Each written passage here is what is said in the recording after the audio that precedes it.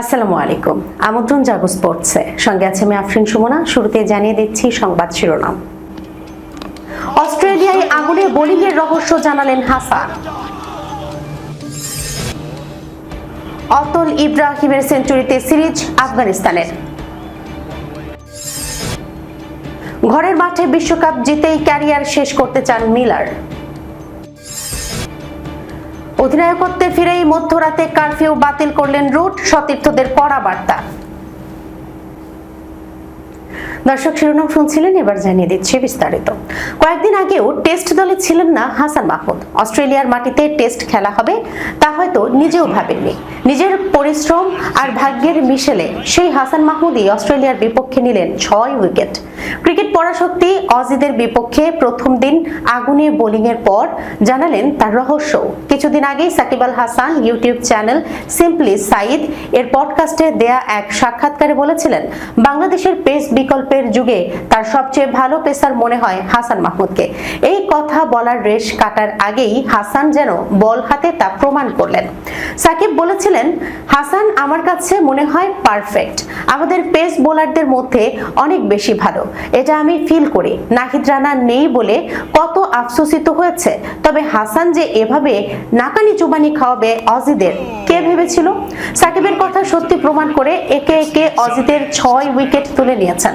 প্রথম Bangladeshi fast bowler হিসেবে Australia test দলের অন্তত 5 উইকেট শিকার করেছেন এক ইনিংসে।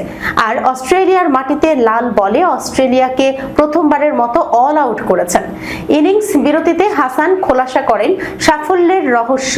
কৃতিত্ব দিয়েছেন অধিনায়ক নাজমুল হোসেন শান্তকেও। শান্ত যেভাবে বল করতে বলেছেন লক্ষ্মীপুরের পেসার সেভাবেই করার চেষ্টা করেছেন।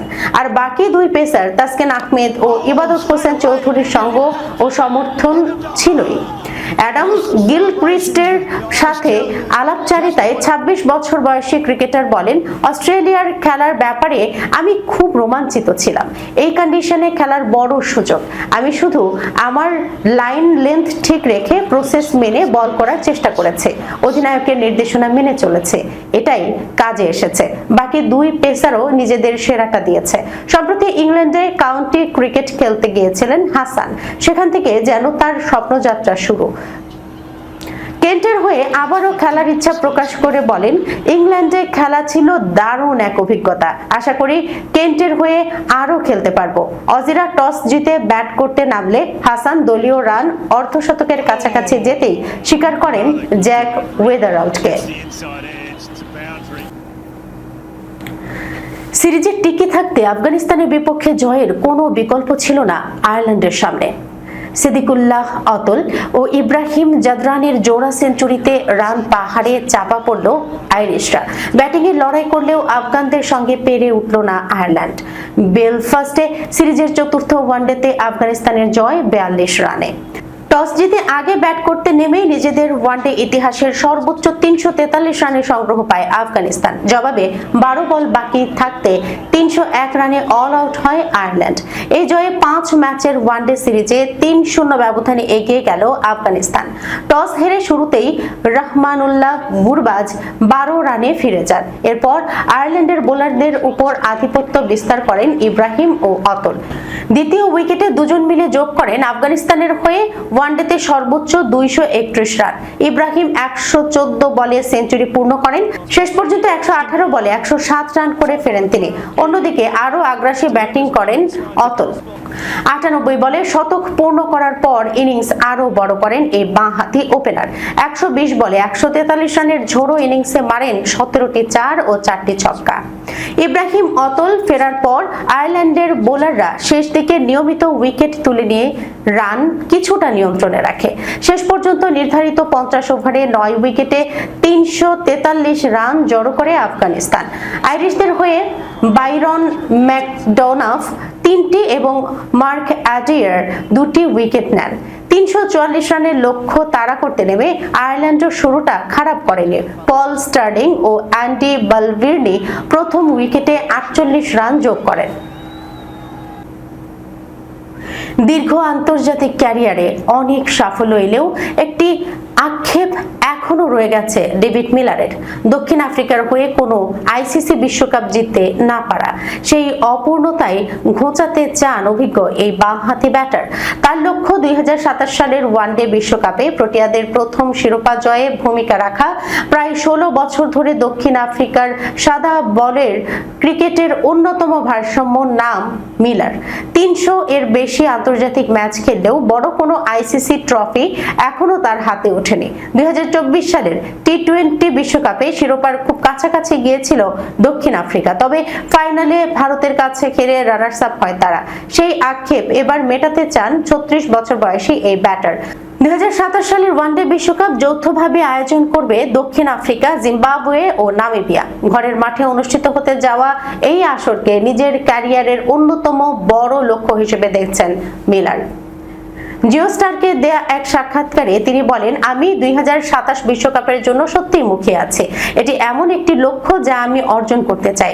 ক্যারিয়ারের শেষ দিকে একটি ট্রফি জিতে শেষ করতে পারলে আমি খুবই খুশি হব। বিশ্বকাপ স্কোয়াডে জায়গা পাওয়াও তার কাছে সমান গুরুত্বপূর্ণ। মিলারের ভাষায়, আমি সেই বিশ্বকাপ দলের অংশ হতে চাই। দক্ষিণ আফ্রিকার মাটিতে অনুষ্ঠিত হতে যাওয়া এই বিশ্বকাপ মিলারের জন্য বিশেষ আবেগেরও।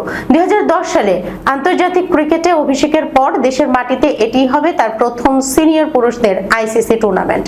পাশাপাশি 2003 সালের পর আবারও 50 ওভারের বিশ্বকাপের সহ আয়োজক হচ্ছে দক্ষিণ আফ্রিকা। সিরিজ চলাকালে মধ্যরাতে বারে যাতায়াত এবং মদ্যপ হয়ে মারধরের মতো ঘটনায় তুমুল সমালোচনার মুখে পড়েছিল ইংল্যান্ড। এরপর মাঠে কাঙ্ক্ষিত পারফরমেন্স করতে না পারায় তারা আরো ব্যাকফুটে পড়ে যায়। আর সিরিজের মাঝে অনাকাঙ্ক্ষিত ঘটনায় আরোপিত হয় মধ্যরাতের কারফিউ। ইংলিশ ক্রিকেটারদের রাতে বের না হওয়ার সেই নির্দেশনা বাতিলের কথা জানিয়েছেন পুনরায় টেস্ট দলের অধিনায়কত্বে ফেরা জো রুট। কারফিউ তুলে দিলেও সতীর্থদের প্রাপ্তবয়স্কের মতো আচরণ করার আহ্বান জানিয়েছেন তিনি। নিউজিল্যান্ড ও অস্ট্রেলিয়া সফরে মদ্যপান সংক্রান্ত ঘটনার পর চালু করা কারফিউ চলতি মাসের শেষ দিকে পাকিস্তানের বিপক্ষে শুরু হতে যাওয়া সিরিজ থেকে আর কার্যকর থাকবে না। কারফিউ নিয়ে বেশ কিছুদিন ধরেই আলোচনা সমালোচনা চলছে। নিউজিল্যান্ডের বিপক্ষে সম্প্রতি সিরিজের সাবেক অধিনায়ক বেন স্টোকস ও অ্যাটকিনসন কারফিউ ভঙ্গ করেছিলেন। এর জেরে মাঠের বাইরের বেশ কিছু পরিবর্তন আসে। ওই সিরিজের দ্বিতীয় টেস্টে খেলেননি স্টোকস।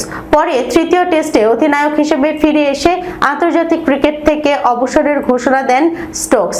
পরবর্তী কয়েক সপ্তাহে টেস্ট দলের প্রধান কোচের পদ থেকে ব্রেন্ডন ম্যাককালামকে সরিয়ে দেওয়া হয় এবং তার স্থলাভিষিক্ত হন আরেক সাবেক কিউই অধিনায়ক স্টিফেন ফ্লেমিং।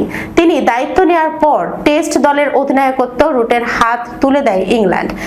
এর মধ্য দিয়ে তিনি দ্বিতীয়বারের মতো টেস্ট অধিনায়ক হলেন।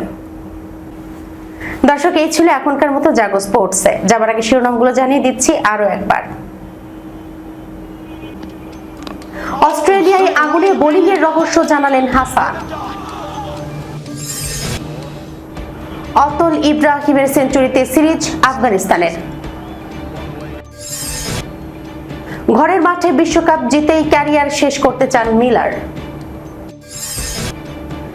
অধিনায়কত্বে ফিরেই মধ্যরাতে কারফিউ বাতিল করলেন রুট, সতীর্থদের কড়া বার্তা। এখনকার মতো এই পর্যন্তই। এতক্ষণ পর্যন্ত যারা সঙ্গে ছিলেন সবাইকে ধন্যবাদ। আল্লাহ হাফেজ।